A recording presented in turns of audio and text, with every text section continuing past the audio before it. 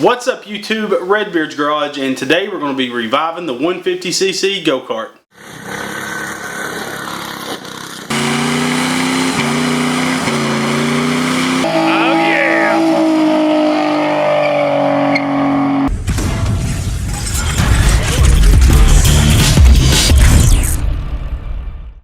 Now, we recently acquired a 150cc go-kart. It's called the Zircon 150.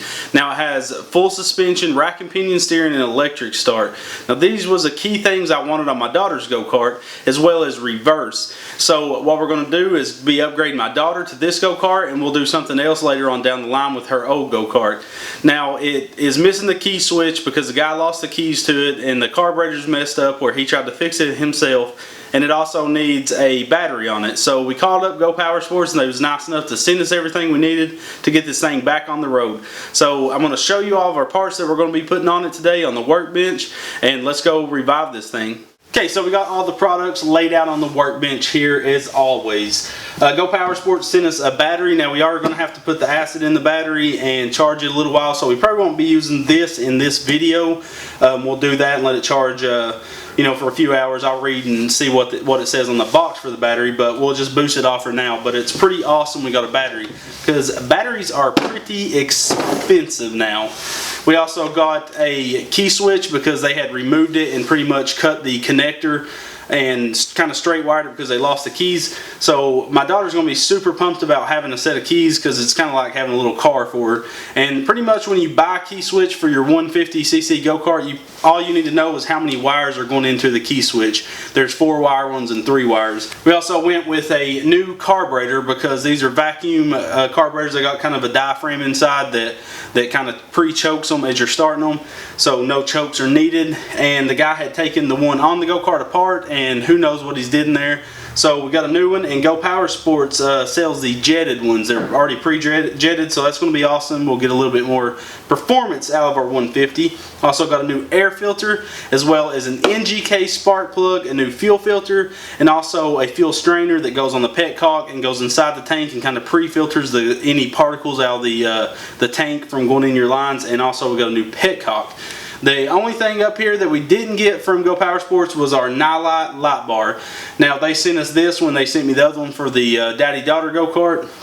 So we'll be removing the headlights off of this go-kart and replacing it with this, kind of like we did on the other go-kart, up high on the roll cage. Now, I don't know if we're going to need the wiring harness or not. I may be able to use the existing wiring harness. It just depends on how it's wired up. But we have this one just in case. So, gotta clean some junk up in here. The garage is a mess. When you got 379 go-karts, it gets a little bit crazy. So we're gonna have to move some stuff outside and get that 150cc in here, and let's get that thing running, because I've never rode a 150cc go-kart and pretty excited about it. So let's get this thing in here and get it running.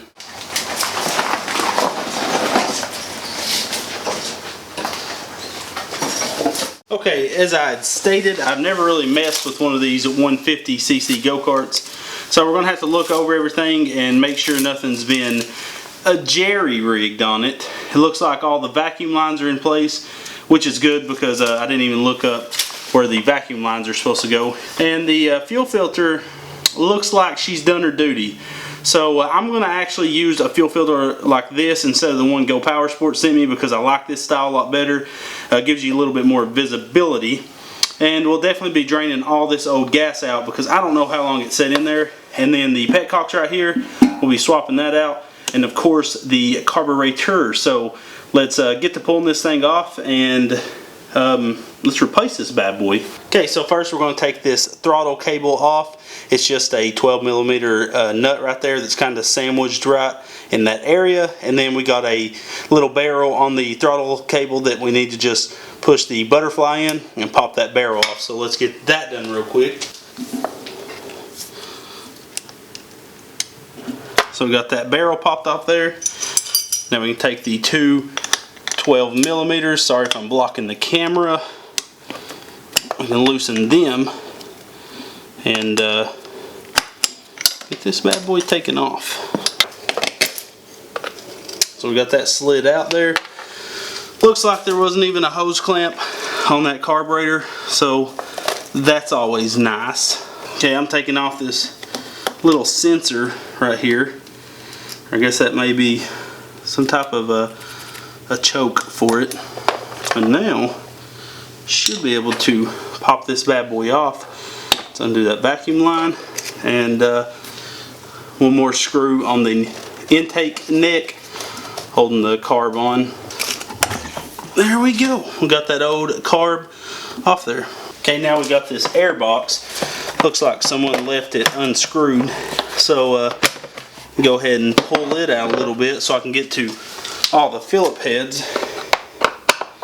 that hold this air filter in its housing. Alright, we got that taken apart. Oh, one more on the side actually. Now I'm wondering if since the some acorns inside the air filter, that's always super healthy for stuff. I'm wondering if since the carburetor's being jetted, if it's okay to do some type of an airbox mod. But look at that little bad boy, got a little wasp nest on that. That's pretty sweet. And we've seen that wasp nest, and actually in this little breather line, there's actually a wasper inside there. So let's grab that filter and slide her in place. Pretty simple install. Now I had this piece of foam on top of the old filter. I'm going to put it there just because I can, and sandwich this bad boy back on there and put the 5 Phillips heads back on it.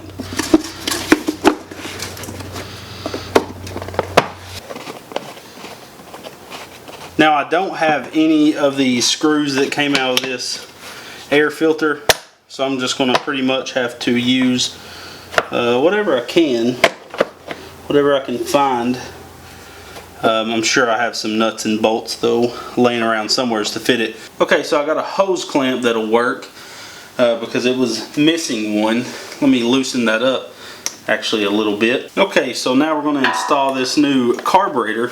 I'm probably going to actually pull this air box back a little bit out of the way so I can get the mouth in the intake first and get these vacuum lines out of my way. It's kind of hard to see what you're doing on this thing. Come on, baby.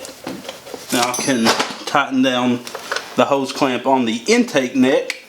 Get that good and tight so we don't get an air leak right there. Alright, now we're going to slide that boot on from the air box. Okay, it looks like we got that seated all the way. Then we'll go ahead and tighten down the hose clamp on the air box neck. So we're just reattaching these vacuum lines, and so now all we'll have to do is pull this one off and put it on the new Petcock. The only thing I don't know about is this old plug. I'm trying to find out where it's located at. I may have to pull off another piece to find it.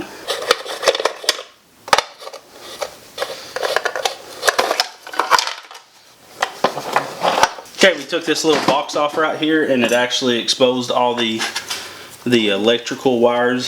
So I'm just going to follow that old choke or whatever it was, and it's plugged in right there. So I can simply unplug that bad boy and snake it out of there. So there's that. I'm pretty sure this is the maybe electric choke or something. I'm not positive on that. We can feed this around through there and get it all plugged back in. So we have that, and this is where the CDI is located with, it's not even bolted down. So sure, someone's messed around in here once or twice. Looks like it's also got a kill switch back here as well. I'm going to go ahead and pop this bad boy back on. I'm going to remount that CDI at a later time. I'm not really that worried about it right now. I just want to hear this thing run. 2 Phillip heads in the top, by the way, to take this little electronic guard off, whatever you want to call it. I definitely wouldn't get one of these real deep in water, that's for sure. because there isn't much protecting all the electronics on this thing. Okay, that's mounted up. Now I'm going to hook up the throttle cable, kind of like we had it before. I'm actually going to have to bend that out a hair. It's just a little bit too skinny for it to go back in there. You definitely don't want any play in your throttle pedal. So I just made sure that I don't have any play on the cable. I'm actually going to tighten this thing down to make it have a little bit more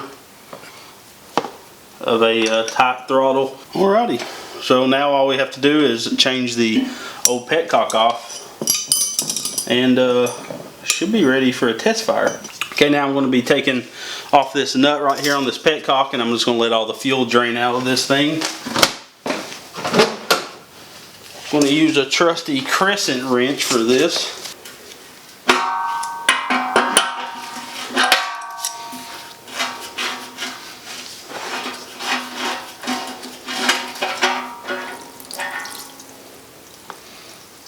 Quite a bit of fuel there.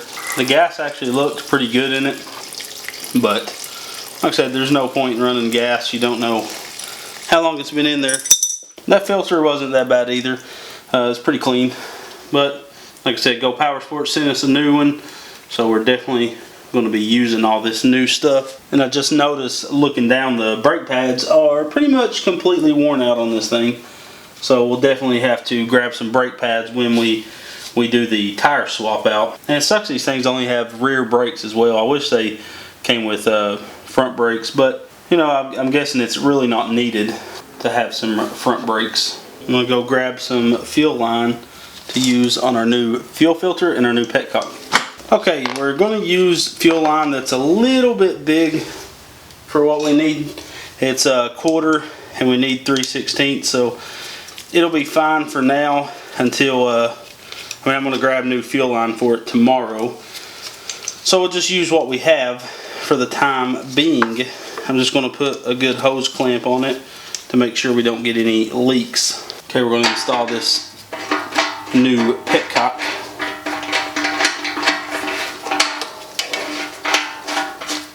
Basically, this is just a fuel shutoff for those that don't know. And on this particular go-kart, it is vacuum controlled, so it uses this little vacuum line right there to open and close a little valve in there, which is a little different than I'm used to. Usually Petcock's just manual, but these don't have a choke, as I was saying before. So okay, we got all the vacuum lines hooked up. Now I'm just gonna see where I want the fuel filter to set, probably right in there. So I'm going to go ahead and cut this fuel line.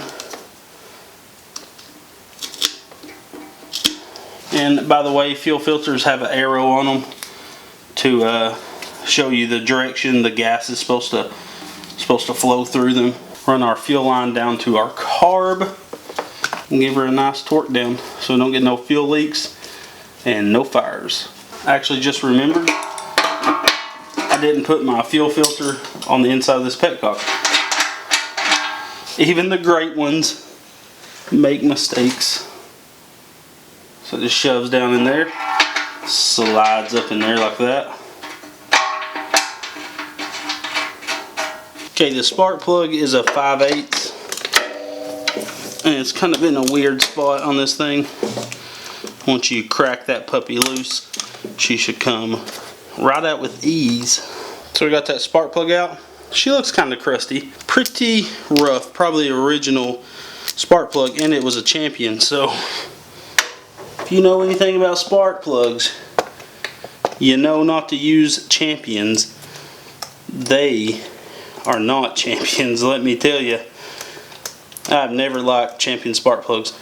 I'm an NGK fan. Okay, they have already removed the key switch, so it's been a pretty quick little swap out. Okay, so we're just going to slide this right in place. There's actually a little notch on the bottom that you need to get seated in there, and that just holds it pretty much straight up and down. And then just hand tighten that. And she's in there pretty good, pretty good. Now she's all plugged up, and we have a starter switch, engine kill button, and headlights. Okay, so we're gonna get this battery all filled up. What's cool is it comes with these little tubes of the electrolytes, which is pretty nice. Usually you have to pour it into each individual cavity. So we'll get this thing pulled open. Comes with the cap for the battery. Once we fill it, we'll put that back on.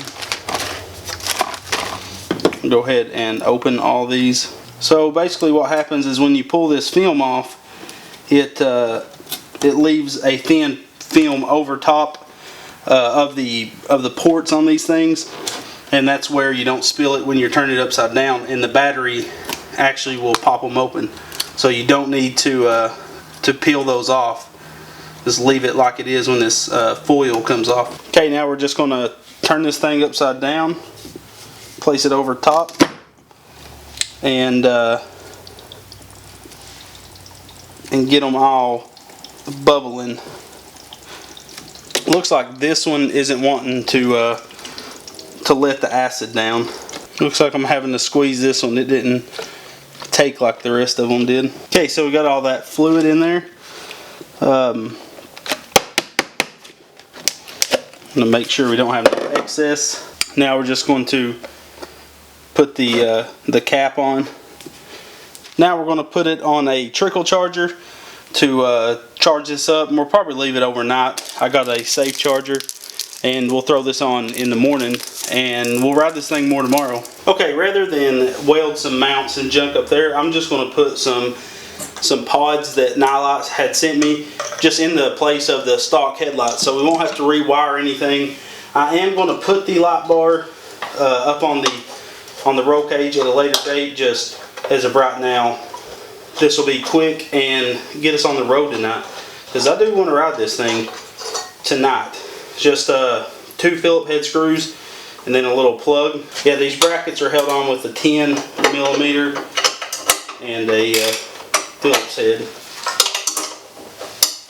and we don't even have to drill any larger holes for these. These are going to drop right down in the factory holes, so these would be a good upgrade if you have one of these 150cc carts. Now we have some 10mm that hold the lights to the brackets, and we'll get these installed.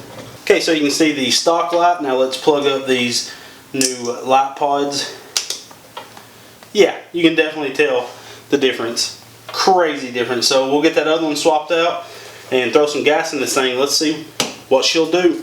Okay, so we got the tires all aired up, the new headlights on. Everything should be ready to go. Now I got a booster box on there right now, so let's see if she'll start.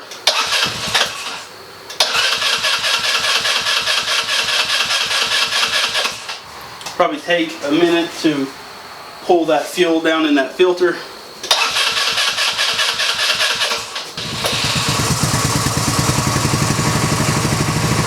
Seems like she's running good. So I'm going to throw the GoPro on. Let's take this thing down the road.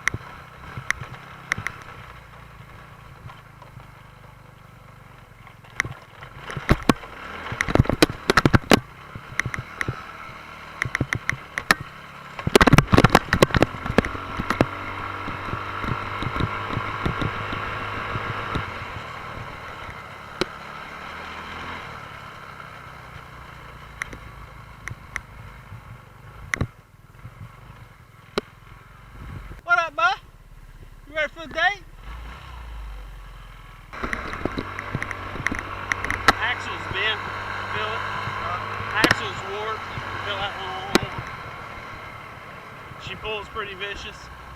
But, I mean, it'd be fine for Aubrey, yard dog. Headlights are nice.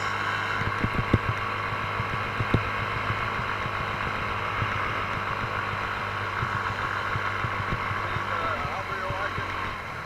Huh? Aubrey will like it. Oh, yeah. It's key start. And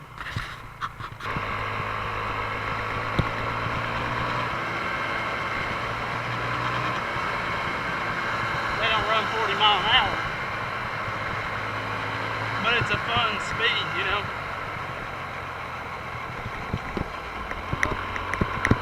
The steering's crap.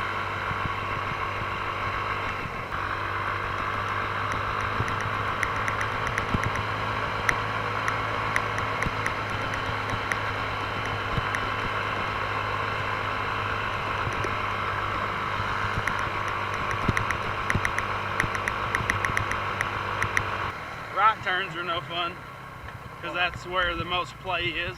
Yeah. Hey, wow, you're funny, whoa. Yeah, I've been sick all day. I've barely gotten out of bed. Stop making fun of me. That's straight from my mommy's mouth. So you better stop. Ah. Oh, yeah. Oh my gosh. Hey, it's pretty cool, though, ain't it? Right. Alright, now let's go. What's the matter? Go. Well, don't go.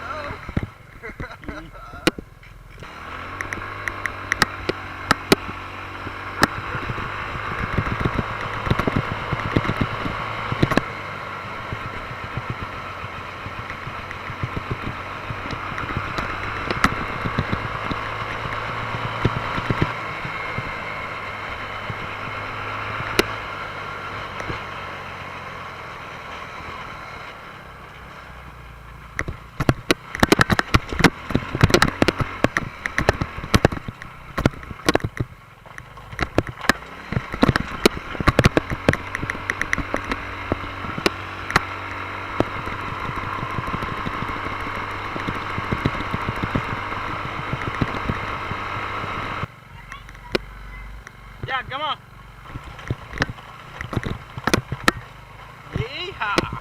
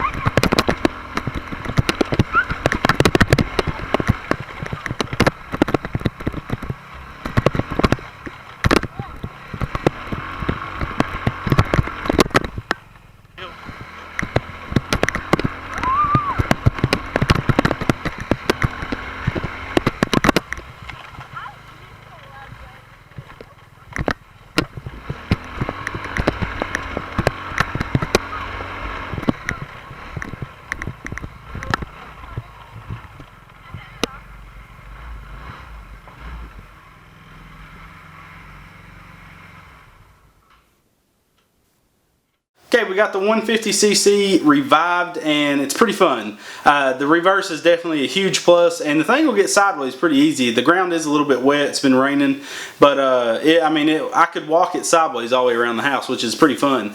Aubrey's other go-kart will not do that, but it seems like it may have more torque. than this one, and definitely more top end, but it's a different type power. This one feels so much smoother than that Predator does, and it could be, you know, a bunch of different things. I know this should have a little bit of rubber on the motor mounts, and that does knock down vibrations that you feel with that Predator, where you might not with this one. But we got to get that steering fixed, as I showed on the camera, and we do have to bleed the brakes. The brakes are at work okay, but you can definitely tell they're mushy, and usually hydraulic fluid or brake fluid absorbs moisture over the years, so you really need to pump that stuff out once a year. I mean, it's cheap, $6 for a bottle, and you can reverse bleed it using a turkey baster and a vacuum line. I will make a video on all that in a couple of days. We still got to put the fenders on and the rear tires that Go Power Sports sent us. All the links are in the description below, so don't forget to go check those out, as well as a discount code that'll save you 10%.